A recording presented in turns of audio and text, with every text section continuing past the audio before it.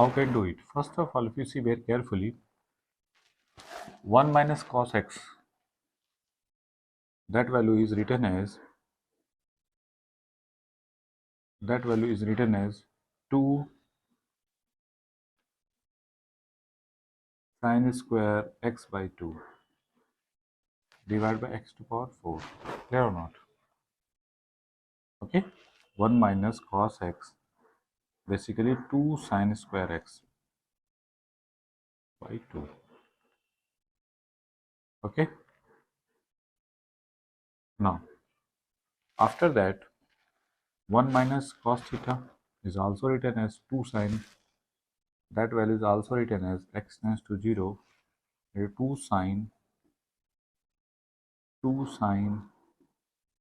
square x by 2 by 2. Clear or not? That is x to the power 4. After that, if x tends to 0, sine square, or you can say that 2 sine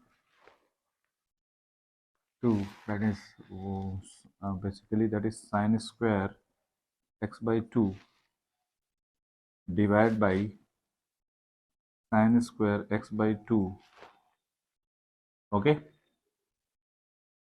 to whole square, and that is 2, like that one. So if you divided by sine square x by 2 to whole square means here sine x by 2 to whole power 4 basically, and divided by x to power 4. Clear or not? That 2 is to 2, that 2 are to cancel out, so there is sine square x by 2, and here if divided by that one, that is if x tends to 0, that is value 1. Okay, so 2 into that value is 1 into limit x tends to 0, that is sine x by 2 divided by x by 2, then also written as 2 to whole power 4. So 2 into limit x tends to 0, that is sine x by 2 divided by x by 2 to whole power 4 into 1 by 2 to power 4. That is, finally we got 2 into 2 to power 4, that is 1 by 3, that is 1 by 8.